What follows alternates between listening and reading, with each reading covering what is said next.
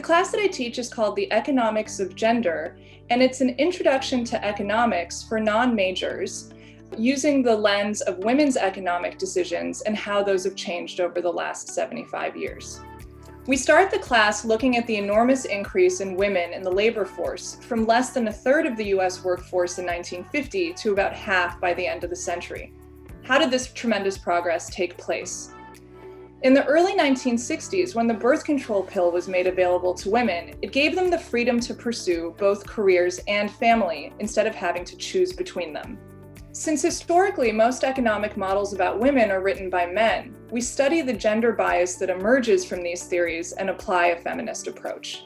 The class also highlights the very different economic experiences of white and Black women in the US, and how the mass incarceration of Black men has had an enormous impact on Black women's economic and family lives.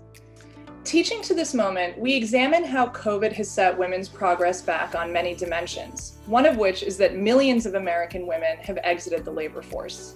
I want to give Barnard students the analytical tools to navigate their own personal and political lives when they face the economic decisions we study in this class.